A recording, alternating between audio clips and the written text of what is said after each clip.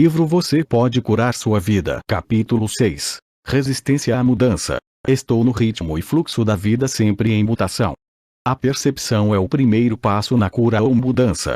Quando temos algum padrão profundamente inserido em nós, primeiro precisamos percebê-lo para então curarmos a condição.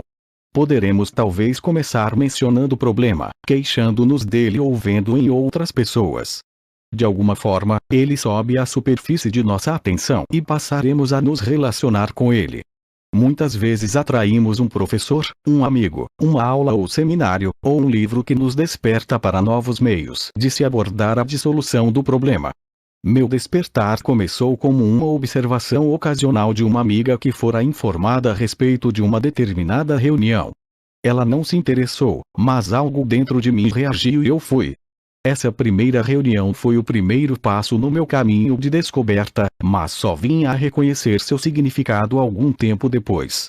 Frequentemente nossa reação a essa primeira etapa é pensar que a abordagem é tola ou não faz nenhum sentido. É possível que pareça fácil demais ou inaceitável para nosso modo de pensar. Não queremos usá-la. Nossa resistência fica muito forte. Podemos até sentir raiva da ideia de aceitar essa abordagem. Uma reação desse tipo é muito boa, desde que consigamos entender que esse é o primeiro passo no nosso processo de cura. Costumo dizer às pessoas que qualquer reação que tenham está ali para lhes mostrar que já se encontram no processo de cura, mesmo que a cura total ainda esteja um tanto distante. A verdade é que o processo se inicia no instante em que começamos a pensar em fazer alguma mudança. A impaciência é outra forma de resistência, ou seja, a resistência em aprender e mudar.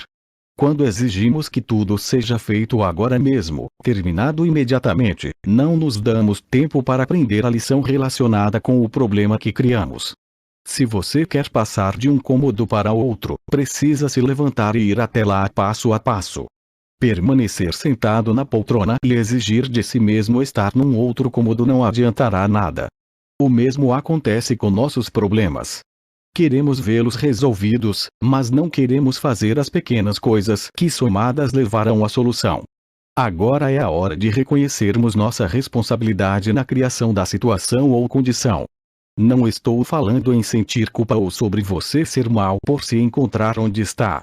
Quero que você reconheça o poder no seu interior que transforma cada pensamento em experiência. No passado, sem sabermos, usamos esse poder para criar coisas que não queríamos experimentar.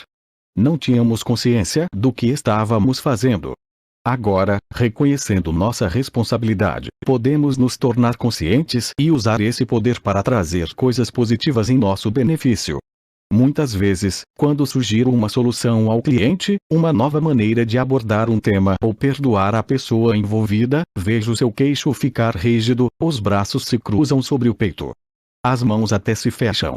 A resistência está emergindo e então sei que atingimos exatamente o que precisa ser mudado. Todos temos lições a aprender. O que nos parece mais difícil em nossas vidas são apenas as lições que escolhemos para nós mesmos. Se tudo nos é fácil, então não existem lições, só coisas que já sabemos. As lições podem ser aprendidas através da percepção. Se você pensa na coisa mais difícil que tem a fazer e no quanto resiste a isso, então está olhando para sua maior lição no presente momento. Ou entregar-se, desistir da resistência, permitir-se aprender o que precisa, tornará o passo seguinte mais fácil. Não deixe sua resistência impedi-lo de fazer mudanças. Podemos trabalhar em dois níveis. 1. Encarar a resistência e 2. Insistir nas mudanças mentais. Observe-se, analise o modo como resiste e depois continue em frente, apesar de tudo. Pistas não verbais. Nossas ações frequentemente mostram nossa resistência. Por exemplo, mudar de assunto. Sair da sala. Ir ao banheiro. Chegar atrasado. Ficar doente. Adiar. Fazendo qualquer outra coisa. Ocupando-se. Desperdiçando tempo. Desviar o olhar ou olhar pela janela. Folhear uma revista. Recusar-se a prestar atenção. Comer, beber ou fumar. Criar ou terminar um relacionamento. Criar defeitos em carros, eletrodomésticos, encanamentos etc. Hipóteses. Muitas vezes fazemos hipóteses sobre nós e outros para justificar nossa resistência e surgimos com declarações como: não adiantaria nada. Meu marido/mulher não compreenderia. Eu teria de mudar toda a minha personalidade. Só gente louca vai a psiquiatras. Eles não conseguiriam me ajudar com meu problema. Eles não saberiam lidar com minha raiva. Meu caso é diferente. Não quero incomodar ninguém. Vai passar sozinho. Ninguém consegue. Crenças. Crescemos com crenças que se tornam nossa resistência às mudanças. Algumas de nossas ideias limitativas são: não se faz isso. Não é direito. Não é certo para eu fazer isso. Isso não seria espiritual. Pessoas espiritualizadas não ficam com raiva. Homens/mulheres não fazem isso. Minha família nunca fez nada parecido. O amor não é para mim. Isso é bobo demais. É longe demais para ir de carro. É trabalho demais para mim. É caro demais. Vai demorar demais. Não acredito nisso. Não sou desse tipo de gente. Eles. Damos nosso poder a outros e usamos essa desculpa para nossa resistência em mudar. Temos ideias como: Deus não aprova. Estou esperando que os astros digam que é a hora certa. Este não é o ambiente adequado. Eles não me deixarão mudar. Eu não tenho o professor/livro/aula/ferramenta certo. Meu médico não quer. Não consigo tirar algumas horas de folga. Não quero ficar submetido a eles. É tudo culpa deles.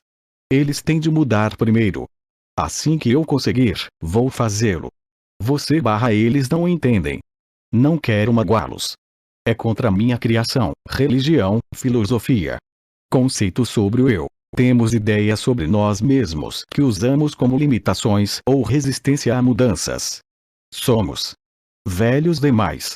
Jovens demais. Altos demais. Baixos demais. Gordos demais. Magros demais. Preguiçosos demais. Fortes demais. Fracos demais. Burros demais. Inteligentes demais. Pobres demais. Indignos demais. Frívolos demais. Sérios demais. Emperrados demais. Talvez tudo simplesmente seja demais. Tânticas de procrastinação significa deixar para depois. Nossa resistência muitas vezes se expressa como tânticas de procrastinação. Usamos desculpas como: farei mais tarde.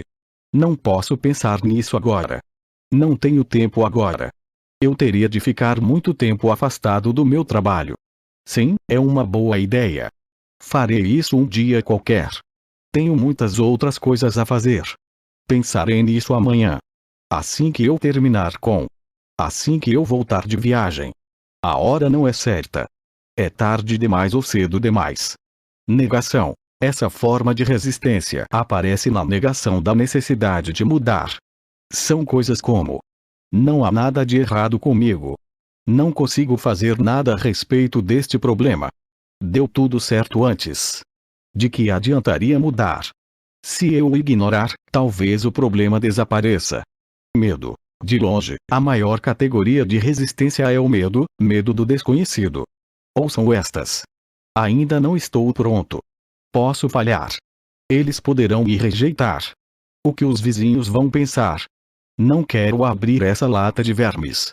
Estou com medo de contar ao meu marido/mulher. Não sei o bastante. Poderei me magoar. Posso precisar mudar demais. Talvez fique muito caro. Prefiro morrer primeiro ou me divorciar primeiro. Não quero que ninguém saiba que tenho um problema. Tenho medo de expressar meus sentimentos. Não quero conversar sobre isso. Não tenho a energia necessária. Quem sabe onde irei terminar? Posso perder minha liberdade. É difícil demais. Não tenho dinheiro agora. Posso machucar minhas costas. Eu não seria perfeito. Eu poderia perder meus amigos.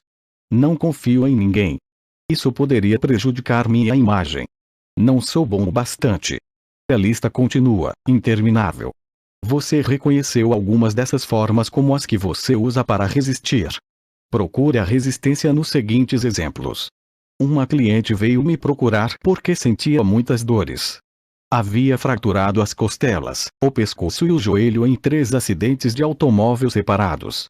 Chegou atrasada para a consulta porque se perdeu, ficou presa no congestionamento. Foi fácil para ela me contar todos os seus problemas, mas no instante em que eu disse, vamos conversar um pouco, todos os tipos de interrupção começaram a acontecer. Suas lentes de contato passaram a perturbá-la. Ela quis sentar-se numa outra poltrona. Precisou ir ao banheiro. Depois as lentes tiveram de ser retiradas. Não consegui prender sua atenção pelo resto da sessão. Foi tudo resistência. Minha cliente ainda não estava pronta para soltar tudo e se curar. Descobri que sua irmã também havia fraturado as costelas 2 vezes e que o mesmo acontecera com sua mãe. Outro cliente meu era ator, um mímico, artista de rua, com grande talento. Vangloriava-se da sua esperteza em defraudar os outros, especialmente em instituições. Sabia como se safar de quase tudo, no entanto não lucrava nada com isso. Estava sempre sem dinheiro, pelo menos com 1 mês de aluguel atrasado e sem telefone por falta de pagamento. Suas roupas eram poídas, o trabalho esporádico, tinha todos os tipos de dores no corpo e sua vida amorosa era uma droga. A teoria desse meu cliente era a de que ele só poderia parar de trapacear quando algo de bom surgisse em sua vida. Claro, com isso nada de bom podia entrar em sua vida. Ele precisaria primeiro parar de fraudar. Sua resistência era o fato de não estar pronto para abandonar seus velhos hábitos.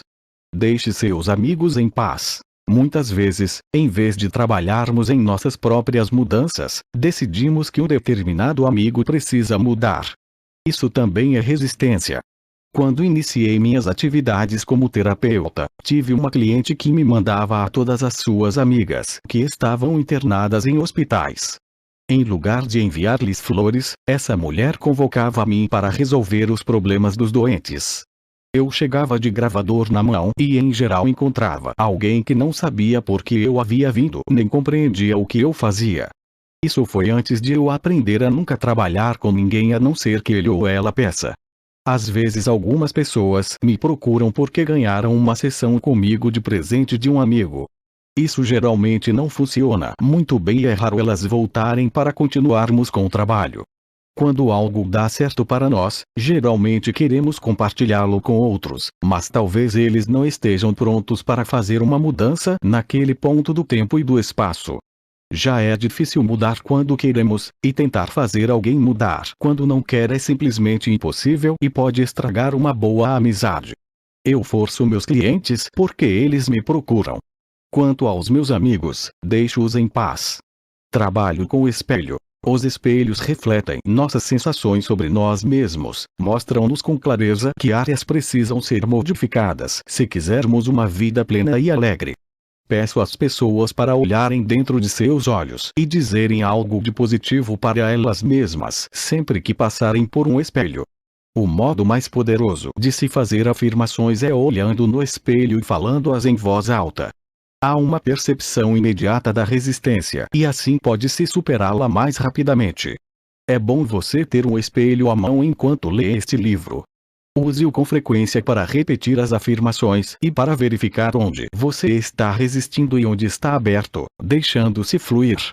Agora olhe para o espelho e diga a si mesmo: estou disposto a mudar. Note como se sente. Se estiver hesitante, resistente ou simplesmente não quer mudar, pergunte-se por quê. A que velha crença você está se agarrando?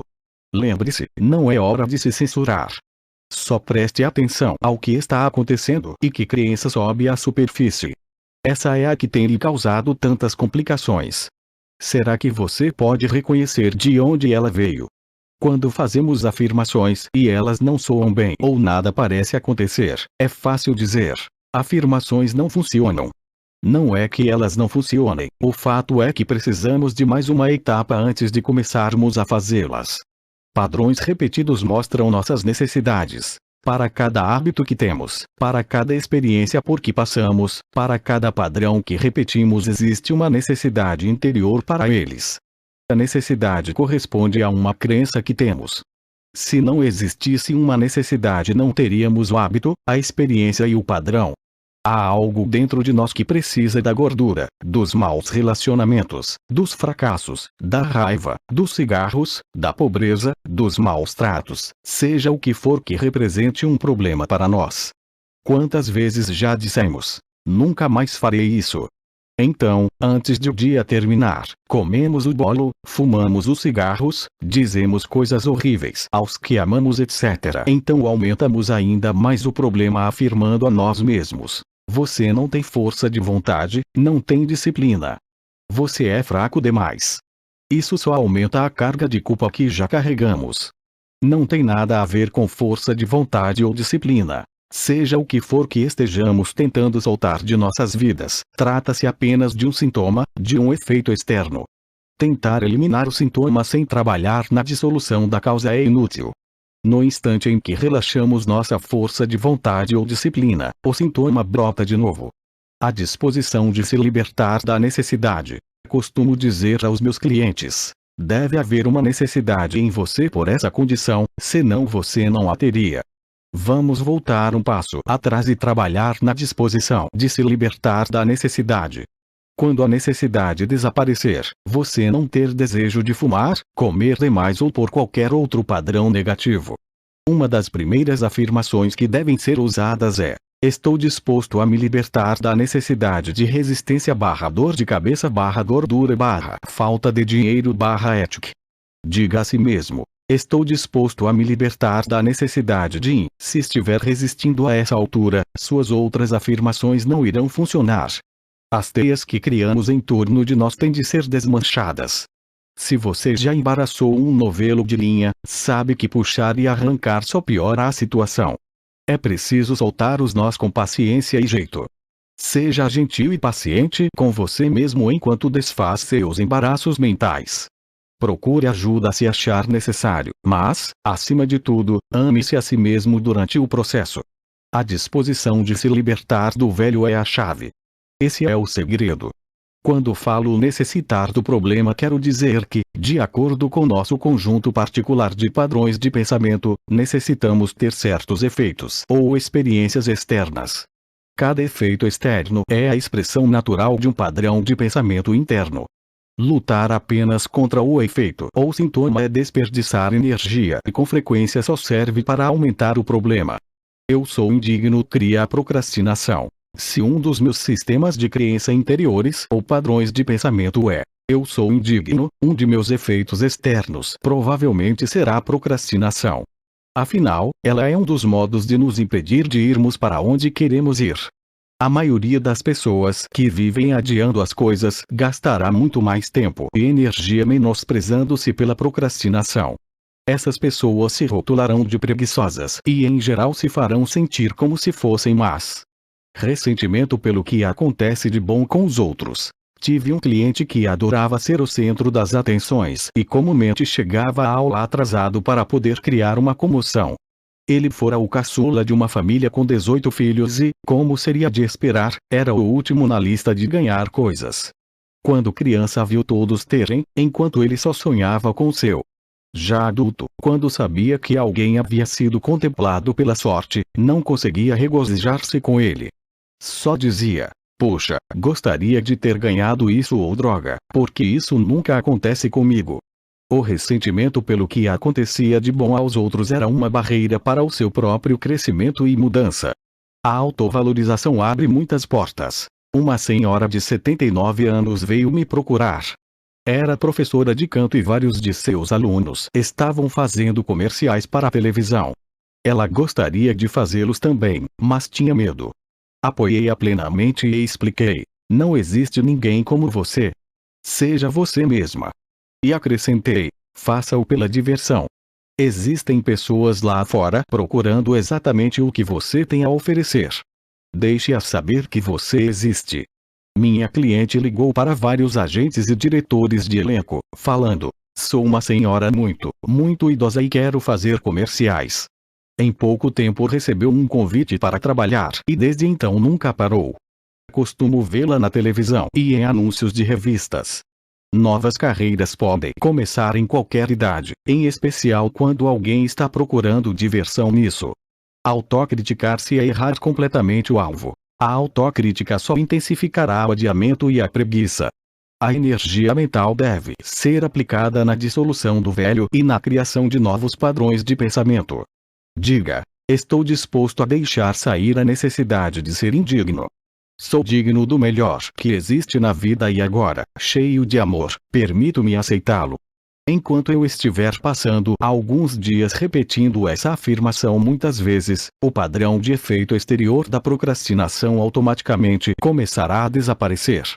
À medida que eu for criando internamente um padrão de autovalorização, não necessitarei atrasar o que for para meu bem. Você entende como isso poderia se aplicar a alguns dos padrões negativos ou efeitos externos que existem em sua vida? Vamos parar de desperdiçar tempo e energia diminuindo-nos por algo que não conseguiremos fazer se temos certas crenças interiores. Mudemos as crenças. Não importa qual seja a abordagem escolhida ou sobre que assunto estejamos falando, estamos apenas lidando com pensamentos, e pensamentos podem ser mudados. Quando queremos mudar uma condição, precisamos dizer: estou disposto a abandonar o padrão dentro de mim que está criando esta condição. Diga isso a si mesmo muitas e muitas vezes, sempre que pensar no seu problema ou doença. No minuto em que fizer essa afirmação, você sairá da categoria de vítima. Você não é mais impotente, está reconhecendo seu próprio poder. O que está me dizendo é: estou começando a compreender que eu criei isto. Agora pego meu poder de volta. Vou soltar essa velha ideia e deixá-la ir. Autocrítica. Tenho uma cliente que é capaz de comer meio quilo de manteiga e tudo o mais que encontra quando não consegue suportar seus próprios pensamentos negativos.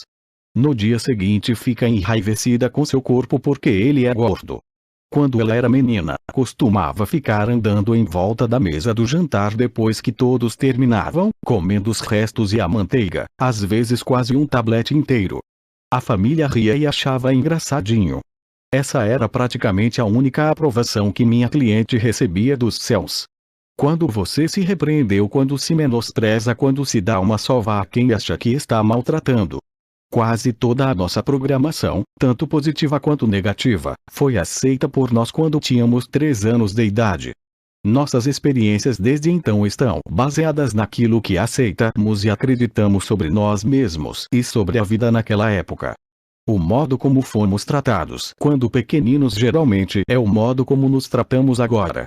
A pessoa que você está maltratando é a criança de 3 anos no seu interior. Se você é uma pessoa que fica com raiva de si mesma por ser medrosa e assustada, pense em si como sendo uma criança de 3 anos. Se você visse à sua frente uma criança de 3 anos, cheia de medo, o que faria? Ficaria bravo com ela ou estenderia os braços para confortá-la até ela se sentir segura e tranquila? Talvez os adultos que viviam à sua volta quando você era criança não soubessem como confortá-lo na época. Mas agora você é o adulto em sua vida e, se não está confortando a criança no seu interior, trata-se de algo muito triste mesmo. O que foi feito no passado pertence ao passado e terminou. Mas este é o presente e você agora tem a oportunidade de se tratar como quer ser tratado. Uma criança assustada precisa de carinho, não de repreensões. Ralhar consigo mesmo só o torna mais assustado e não existe lugar para onde fugir. Quando a criança dentro de nós se sente insegura, ela cria um monte de problemas. Lembra-se de como era ser espezinhado quando você era criança. A sua criança interior sente exatamente o mesmo. Seja carinhoso consigo mesmo. Comece a se amar e se aprovar. É disso que aquela criancinha precisa para se expressar no seu potencial mais alto. Na infinidade da vida onde estou, tudo é perfeito, pleno e completo. Vejo os padrões de resistência dentro de mim somente como algo mais de que devo me livrar. Eles não têm poder sobre mim. Eu sou o poder no meio do mundo. Fluo com as mudanças que estão ocorrendo em minha vida da melhor forma que posso. Aprovo-me e aprovo o modo como estou mudando. Estou fazendo o melhor possível. Cada dia fica mais fácil. Alegro-me por estar no ritmo e no fluxo de minha vida sempre em mutação. Hoje é um dia maravilhoso. Escolho tomá-lo assim. Tudo está bem no meu mundo.